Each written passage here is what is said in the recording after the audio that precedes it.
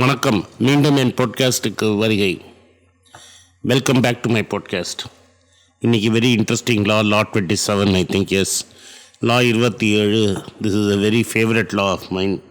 தம்பி sir, law 27 படிங்க. இன்றைக்கி ஆனந்த் சார் என்னை பேச விடவே மாட்டேன்னு நினைக்கிறேன். ஏன்னா அவருக்கு இந்த லா ஏறி அடிக்க போகிறாரு இந்த லா பற்றி.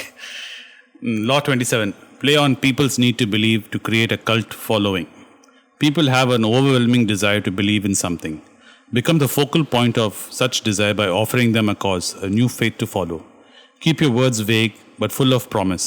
Emphasize enthusiasm over rationality and clear thinking. Give your new disciples rituals to perform. Ask them to make sacrifices on your behalf. In the absence of organized religion and grand causes, your new belief system will bring you untold power. How to create a cult in 5 easy steps. அவர் சொல்கிறார். Step 1. Keep it vague and keep it simple.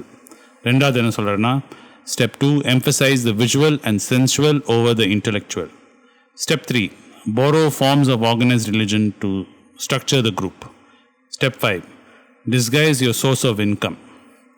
Step 5 வந்து set up us versus them dynamic. அதில் வேறு என்ன சொல்கிறாருன்னா, if you don't have no enemies, invent one. வேறு கூட சொல்கிறார். Reversal. One reason to create a following is that a group is easier to deceive than an individual. However, in any moment the group sees through you, you will find yourself facing not one deceived soul but an angry crowd. When you play with the emotions of a crowd, you have to know how to adapt. If not, deal with someone one by one. சொல்லுங்க அண்ணா. வணக்கம். இது எல்லா godman எல்லா ரிலிஜன்லேயும் use பண்ணுற லா இது. அதாவது மனுஷனுக்கு எப்படின்னா, ஒரு ப்ராப்ளம் வலி அப்படின்னு வந்ததுன்னா அதை ப்ளேமை வேறு யாருக்காக ஷிஃப்ட் பண்ணணும், அந்த வலியை யாருக்காவது ஷிஃப்ட் பண்ணணும், அந்த பெயினை எங்கேயாவது ஷிஃப்ட் பண்ணணும். ஆமாம். ஸோ அதில் அப்படி தான் ரிலிஜனை இன்வென்ட் ஆச்சு. அதுக்கப்புறமா என்னென்னா, இப்போ சில காட்மென்னெல்லாம் எங்கள்கிட்ட ஷிஃப்ட் பண்ணுங்க, நான் மிராக்கிள் பண்ணுறேன் அப்படின்னு சொல்லுவான். இது ஒரிஜினலாக ஃபஸ்ட்டு பில்லி கிரஹாம்னு ஒரு ஃப்ராடு, அமெரிக்காவில் ஒரு பெரிய கிறிஸ்டியன் இவாஞ்சலிஸ்ட்டு. இந்த பைபிள் பெல்ட்டு ரிப்பப்ளிக்கன் பார்ட்டிக்கு மெயின் சப்போர்ட்டர்ஸ் இவங்கெல்லாம். அப்படியே ஜீசஸ் அவனுக்கு மட்டும் வந்த மாதிரியும், ஜீசஸ் அவன் தொட்ட ஆளெல்லாம் காப்பாற்றுற மாதிரியும் அவன் பக்காவாக ஏமாற்றி ஃப்ராடு பண்ணின்னு இருக்கிறான். ரெண்டாவது, பாலா வைட்டுன்னு இப்போ ரீசெண்ட் டைம்ஸில் டொனால்ட் ட்ரம்ப்புக்கு ஒரு இவாஞ்சலிஸ்ட்டு, நான் சவுத் அமெரிக்காலேருந்து ஸ்பிரிட்டை கூட்டிகிட்டு வரேன், நான் ஆஃப்ரிக்காலேருந்து ஸ்பிரிட்டை கூட்டிகிட்டு வரேன், ட்ரம்ப்போட எலெக்ஷன் அப்படி தான் ஜெயிப்பான், ட்ரம்ப்போட ரிசல்ட்டே மாற்றுவேன்னு வளரினது.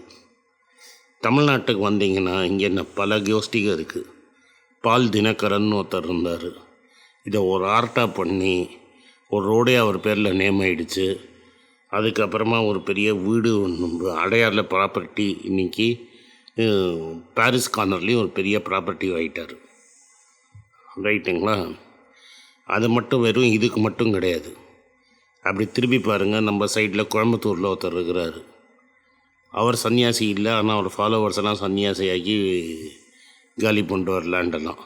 அவர் மோட்டார் சைக்கிள் எடுத்துகிட்டு ஊரெல்லாம் சுற்றுவார். கேட்டால் நான் சன்னியாசி இல்லைம்பார். எனக்கு தெரிஞ்ச பல பேர் அவங்க சொத்தை அவங்க எழுதி கொடுத்துருக்காங்க. இது ஒரு கிளாசிக் ஃபார்முலா. அவர் ஹிந்துயிசம்மை யூஸ் பண்ணி பண்ணுறவர். இன்னொருத்தர் பெங்களூரில் உட்காந்துக்கிட்டு டாலர் 40 ரூபாய்க்கு போகும்னு சொல்லிவிட்டு மூச்சு இழுத்து மூச்சு விட்டு சொல்லி ஏமாற்றிட்டுருப்பார். இன்னொருத்தர் யோகா சொல்லித்தரேன்னு ஆரம்பிச்சுட்டு இதில் போய் ருச்சி சோயாவை காரை வாங்கி பயங்கரமாக சம்பாதிச்சவர். இது எல்லாமே மக்கள் கலிப்பு. மக்கள் என்ன நினைப்பான்னா, எனக்கு இந்த ப்ராப்ளம்லாம் சால்வ் ஆகிடும்னு. இது நீங்களும் நானும் மட்டும் ஏமாறுறது கிடையாது. பாகிஸ்தானில் ஒரு முஸ்லீம்லேயும் எல்லா ரிலிஜன்லேயும் உண்டு. இது முஸ்லீம் மிஸ்டேக் ஒரு லேடி நான் எனக்கு இருக்குது, அப்படி இருக்குது, இப்படி இருக்குன்னு சொல்லி இம்ரான்கானை கவுத்து அவனை கல்யாணம் கூட பண்ணிடுச்சு. கேட்டால் நான் தான் மிஸ்டிக் குரு, எனக்கு உலகமே தெரியும்னு. ஒரு மகா ஃப்ராடு ஒருத்தன் இருந்தவன் தான் அந்த, அவன் பேர் டக்குன்னு எனக்கு ஞாபகம் இல்லை. அவன் நரசிம்மராவோட குரு சந்திரசுவாமி. அதான் ஒருத்தன் இருந்தான், ஒரு மகா ஃப்ராடு சந்திரசுவாமின்னு. அவன் இதை மேக்சிமமாக யூஸ் பண்ணி நரசிம்மராவ், மார்கரெட் தாச்சர், சுப்பிரமணியம் சாமி எல்லாரையும் வச்சு யூஸ் பண்ணிட்டு இருந்தான். ஸோ அந்த ஒரு மகா ஃப்ராடு சந்திரசாமி. பீட்டில்ஸு எனக்கு ரொம்ப ஃபேவர்டு. அவன் போய் ஒரு சாமியார்கிட்ட மாட்டினான், மகேஷ் யோகின்னு ஒரு சாமியார்கிட்ட மாட்டினான். அதனால் இந்த மனங்கிறது வந்து பீஸை தேடி போகும். எதை தின்னா பித்தம் தெளியும்னு அது நம்மளே உள்ளுக்குள்ளால் கண்டுபிடிச்சிக்கணுமே தவிர வெளில போய் ரொம்ப ப்ரீச் பண்ணுற சாமியார்கிட்ட போனீங்கன்னா மாட்டிக்கும். உண்மையான சாமியார் காசுக்கு ஆசைப்பட மாட்டான். உண்மையான சாமியார் டேப்பு விற்க மாட்டான், சிடி விற்க மாட்டான், கிளாஸஸ் காசு கொடுத்து விற்க மாட்டான், சிடி இப்போ புக்கு எழுதி விற்று சம்பாதிக்க மாட்டான், என்கிட்ட ஒன்றும் இல்லைன்னு சொல்லிட்டு போயிடுவான். இந்த உண்மையான சாமியார் நீங்கள் பார்த்தேன்னா ரமண மகரிஷி ஒரு எக்ஸாம்பிள். இப்போ இல்லை, இவருக்கு முன்னாடி இவருக்கு 2 தலைமுறைக்கு முன்னாடி இருந்த சந்திரசேகர் சரஸ்வதி ஒரு எக்ஸாம்பிள். ஒரிஜினல் சாய்பாபா ஒரு எக்ஸாம்பிள். இந்த 2வது சாய்பாபா இறந்தபோது அவங்க இதில் கோல்டெல்லாம் எடுத்தாங்க, அதெல்லாம் நம்பிடாதீங்க. இந்த ஒரிஜினல் சாய்பாபாவும் அது மாதிரி தான், ஒன்றுமே வானான்ட்டார். இந்த சந்திரசேகர் சரஸ்வதிகிட்ட நானி பால்கேவாலாவும் சி உஷான்னு 2 பேர் வந்து எங்கள் சொத்தெல்லாம் உங்களுக்கு எழுதி தரேன்னா. அப்போ சந்திரசேகர் சரஸ்வதி சொன்னார், நான் ஒரு மடாதிபதி, நான் சன்னியாசி, காசை கையால் தொட முடியாது. அவர்கிட்ட ரெகுலராக காஞ்சிபுரத்தில் பத்ரின்னு ஒரு டாக்டர் வருவார். இந்த பத்ரின்னு ஒருத்தன் இருக்கான், அவன் ஏதோ நல்லது செய்யணுங்கிறான், பெரிய ஹாஸ்பிட்டல் கட்டணுங்கிறான், கண் ஹாஸ்பிட்டலு. மெட்ராஸில் இப்போ பெரிய கண் ஹாஸ்பிட்டலே கிடையாது. உங்கள் சொத்தெல்லாம் நீங்கள் எழுதி நீங்கள் அங்கே ஒரு ஐ ஹாஸ்பிட்டல் திறந்துருங்க அப்படின்னா. அப்படி திறந்து தான் சங்கர நேத்ராலயான்னு ஒரு ஹாஸ்பிட்டல் திறந்தது.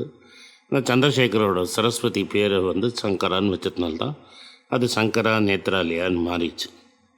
அதுக்கு அடுத்த வந்தவர் அதை பிஸ்னஸாக ட்ரை பண்ணார், அது வேறு விஷயம். பட் ஒரு நிஜமான சன்னியாசி காசை தொட மாட்டாங்க. அதுக்கு இது ஒரு எக்ஸாம்பிள் நான் உங்களுக்கு சொன்னது. எல்லாத்துலேயும் எல்லா மதத்துலேயும் ஒழுங்காக சொல்லி கொடுக்குறவனும் இருக்கான், இது மாதிரி ஃப்ராடு பண்ணுற வேலையும் இருக்குது. இந்த ரமண மிஸ்ரி இருந்த வரைக்கும் அவருக்கு அஃபீஷியலாக ஒரு ஆசிரமம் கூட கிடையாது.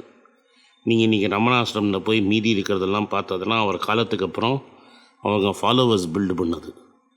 அந்த கோவில் கூட அவங்க அம்மா கட்டின கோவில் கூட பாதி தான் கட்டியிருந்தது. அவர் சமாதி அடையடிச்ச அந்த ஒரு ரூம் மட்டும் ஒன்று இருக்கும், ஒரு குடிசை ரூமு.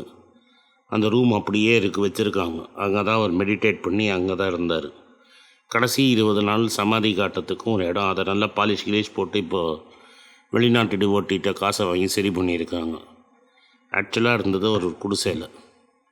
இது மாதிரி இருக்கிறவன் தான் உண்மையான பீஸை தேடி போகிறவன், என்ன மீனிங் இருக்குது உலகத்தைன்னு தேடி போகிறவன்.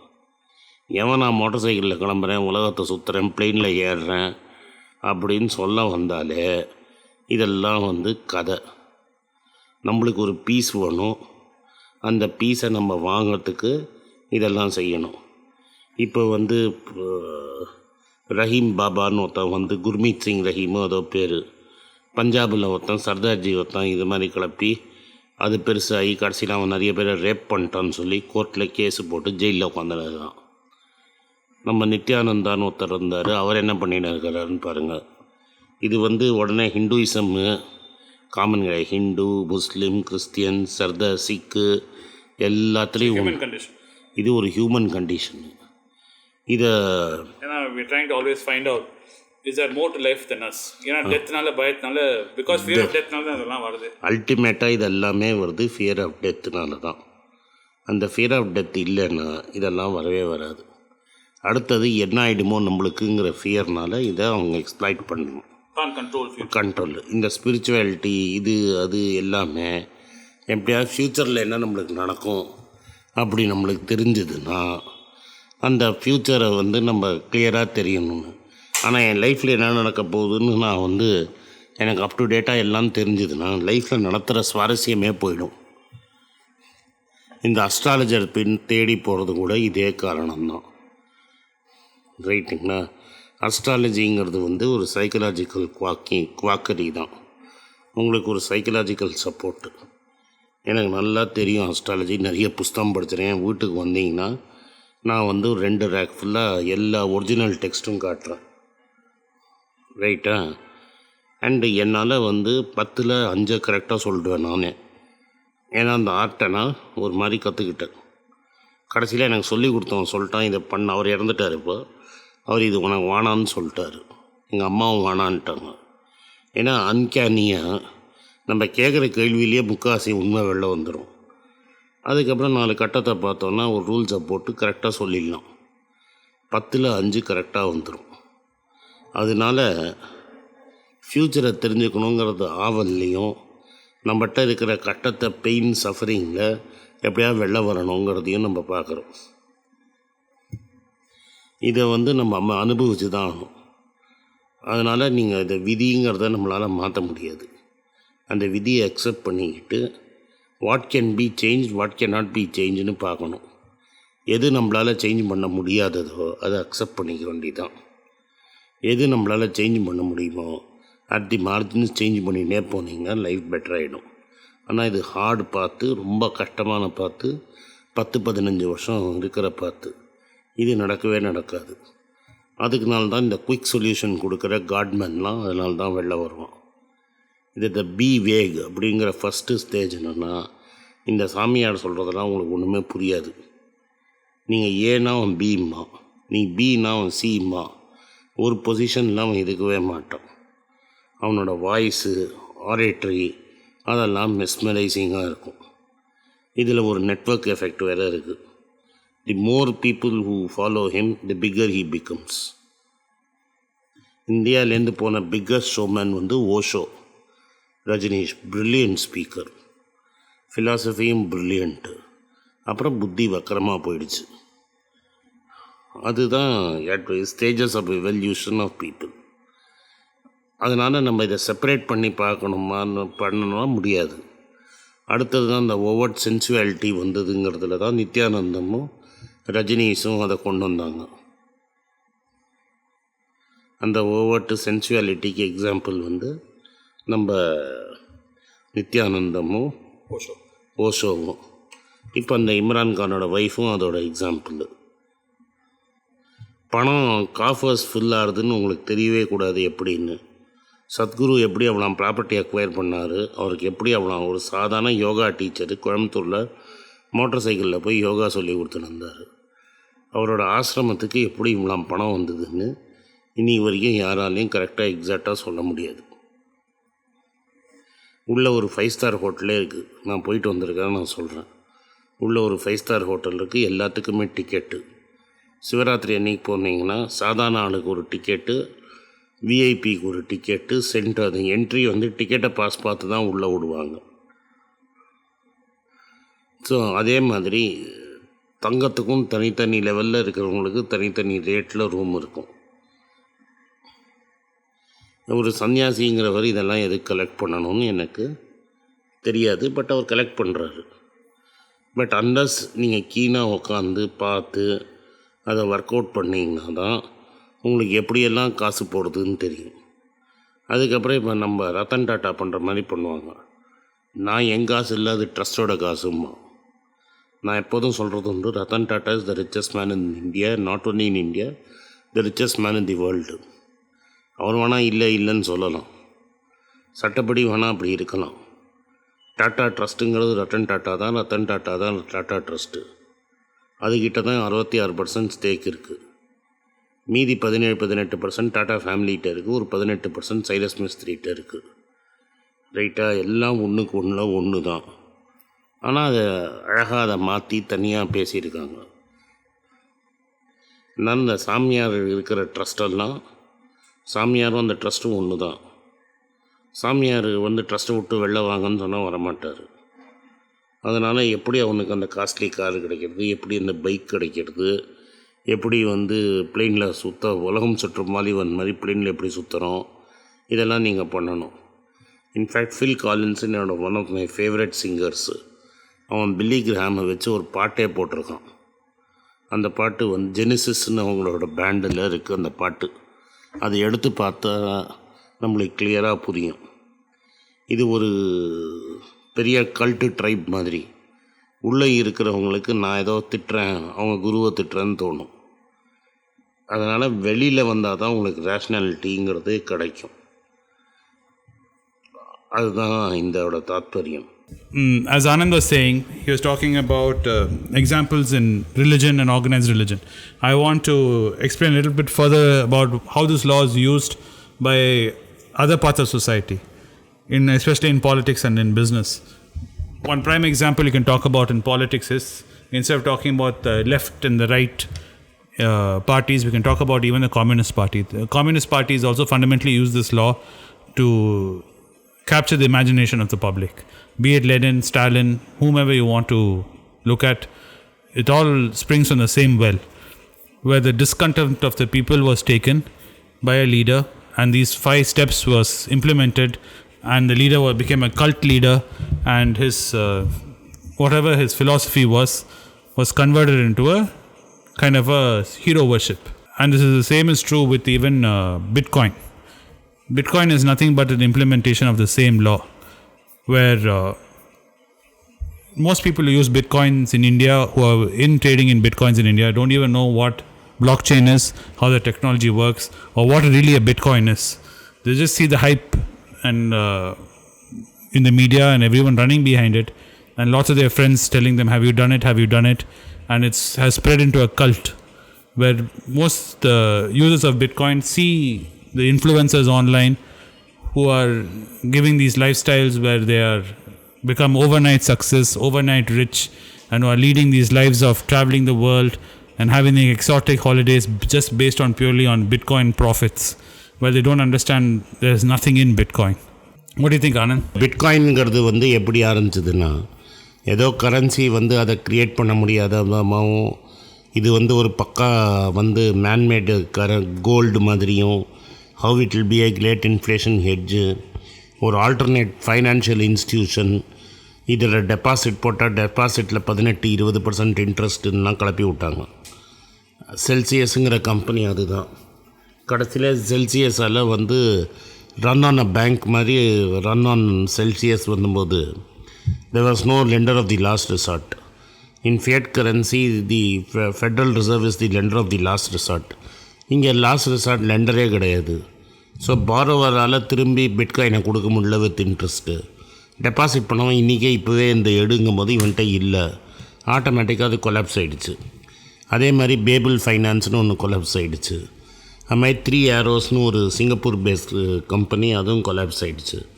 ஸோ காயின் பேஸே 2500 பேரை வேலையை விட்டு அமிச்சிட்டான். ஸோ இந்த காயின் பேஸு இதெல்லாமே கொலாப்ஸ் ஆச்சுன்னா என்ன ஆகும்னு தெரியாது. ஸோ அதனால் நம்ம என்ன பண்ணணும்னா, we should be very careful in what we believe in. Friedrich நீட்சான்னு ஒருத்தர் இருந்தான். he is considered one of the greatest philosophers of all time. அவர் சொன்னார், majority of men prefer delusion to truth. அதாவது இதுதான் delusion. இப்போ இந்த இயேசுவே அப்படின்னு நீ 4 வாட்டி சொன்னேன்னா உனக்கு கிட்னி சரியாயிடும், ஹார்ட்டு சரியாயிடும்.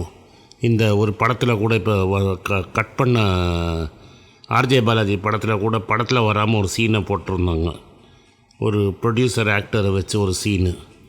அவர் இப்படி பண்ணால் சரியாக போயிடும், கிட்னி மிராக்கிள்லாம் சொல்லுவாங்க. அதுதான் டில்யூஷனுங்கிறது. அது ஏன்னா it is easy, you want to believe that it is curable. You don't want, நம்மளால் நம்ம மார்ட்டல், நம்ம முடிஞ்சு போயிடுச்சு, நம்ம கதை முடிஞ்சிடுச்சுன்னு நம்மளால் நம்ப முடியாது. அதனால் நம்ம என்ன பண்ணுறோம், இட்ஸ் ட்ரூத்துங்கிறது நீ மார்ட்டல், ஒரு நாளைக்கு போகணும். கண்ணதாசன் கேட்ட மாதிரி இந்த பூமியில் நிலையாக வாழ்ந்தவன் யாரடா தான். அலெக்சாண்டரும் போயிட்டான், அலெக்சாண்டரோட டிரைவரும் மியூல் டிரைவரும் போயிட்டான். காந்தியும் போனான், சிவாஜியும் போனான். இங்கே எம்ஜிஆரும் போனார், சிவாஜி கணேசனும் போனார். அது மாதிரி all things have to come to an end. Nobody is permanent and immortal, but man looks for immortality. அதனால தான் நீச்சா சொல்கிறான், இந்த டில்யூஷனுங்கிறது இட் சூட்ஸ் யுவர் மைண்டு, ஹாப்பியாக இருக்குது, it's easy to grasp. Truth is very difficult. நீ செத்து போகணுங்கிறது நோபடி வாண்ட்ஸ் டு டை, ரைட்டா? So you want, it's easier to grasp a delusion, and above all it falls snugly with the truth. அதாவது கரெக்டாக உன் நெரேட்டிவில் fit ஆகிடுது, நான் கம்ப்ளீட்டாக இருக்கணும்னு. அதனால் இதெல்லாம் நம்ம இப்போ சொல்கிறது, இப்போ நம்ம ஊரில் ஒன்று இருக்குது, ஒரு புது தியரி. அது நிச்சயமாக ட்ரூத்தே கிடையாது. சயின்டிஃபிக் எவிடன்ஸ் அதுக்கு அகேன்ஸ்ட்டு. என்னென்னா முஸ்லிம்ஸாக ப்ரொடியூஸ் பண்ணிகிட்டே இருக்காங்க. Muslim population will become bigger than Hindu population. Simple truth is demographics. As people become more and more rich, they have lesser and lesser kids. Hindu poor people also have equal number of kids as Muslim. It's an economic thing, it's human thing. And there are more poor Muslims than poor Hindus in percentages. But in absolute numbers, there are more poor Hindus than poor Muslims. So நீங்கள் poor Hindus versus poor Muslims consider பண்ணிங்கன்னா அவன் percentage will be higher. Therefore there is no possibility of Muslims becoming even 20% of India, let alone overtaking the population. But இது ஒரு delusion which we would like to believe. நான் ஒரு victim ஹுட்டுக்கு it looks nice to me. இந்த truth does not fit in to my narrative. ஆனால் ஒரு common enemy ஒரு invent பண்ணிட்டான், முஸ்லீம் தான் என் எனிமி, கிறிஸ்டியன் தான் என் எனிமி அப்படின்னு ஒரு எனிமியை இன்வென்ட் பண்ணி உங்களுக்கு முன்னாடி ப்ரெசன்ட் பண்ணுறது, அதுக்கப்புறம் உங்களை ஸ்ட்ரோக் பண்ணுறது. இது என்ன பண்ணுறோன்னு தெரியாமல் டிவியில் ஒரு லேடி பேசினதுனால உதய்பூரில் ஒரு ஆளோட உயிரே போயிடுச்சு. நீ இதெல்லாம் இதை தான் அவர் சொல்கிறாரு. Majority of men prefer delusion to truth. இப்போ நான் இதை சொன்னேன்னா என்னையே இப்போ இதில் அடியில் தேசத்துரோகின்னு 4 பேர் சொல்ல போகிறாங்க. பரவாயில்ல, இந்த நல்லதை சொல்லி தேசத்துரோகி ஆனால் இப்போ ஐ டோன்ட் கேர். ஆனந்த் ஒரு ரிலீஜியஸ் எக்ஸாம்பிள் கொடுத்தார். I will give another example which lot of you will remember. இதே ஒரு I think around 20 years back there was a fad which happened all through Tamil Nadu and especially in Chennai. எல்லாரும் Royapettah benefit fund மாரி நிறைய company வந்தது. Anubhav finance, Anubhav benefit fund. எல்லோரும் எப்படின்னா I'm giving 12% interest, I'm giving 14% interest and went all the way up to the ludicrous amounts of 20%, 25% interest before the bubble burst. And they used the same principle over there. They kept it very vague, they kept it very simple. They did not tell you how the money they're investing your money, what you're giving them to as deposit. They just said your returns will come.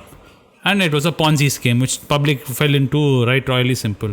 And all the ads were all visual. They got all the latest actors and actresses at that time to do the ads in the cinema theaters and all the TV channels. None of the ads explicitly told you what was happening, how the money is being invested, who are the people behind the investment. உங்கள் பணம் எங்கே போகிறது ஒன்றுமே சொல்லலை.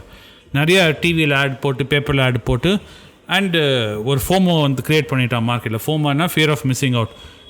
உங்கள் மாமா போட்டிருக்கா, உன்னோட ஃப்ரெண்டு போட்டிருக்கான், அந்த ப்ரெஷரில் நீங்களும் போட ஆரம்பிச்சிட்டிங்க. அது இட் பிகேம் அ ஸ்ட்ரக்சர். அதே ஒரு கல்ட் ஃபாலோவிங் மாரி ஆகிடுது. அது where every one was investing in different forms and they were hiding their source of income because they were just taking the money from the public, and there's a Ponzi scheme. Whoever gave first money was getting interest. The guy who was giving last would not get his interest. Aarudhra gold அப்படி தான் பண்ணும். அது ஒரே நிமிஷம் ஆனு சொல்லிருப்பாங்க. இப்போ ஆருத்ரான்னு ஒரு gold company, அது என்ன அழகுன்னா அது நிறைய பேர் போட்டு கார்மெண்ட் பஸ்ஸு பின்னாடியே அவன் அட்வர்டைஸ்மெண்ட் போட்டு நடத்தின்னு இருந்தான். கடைசியில் போன வாரம் அரெஸ்ட் ஆகி 2 பேர் ஜெயிலில் இருக்காங்க.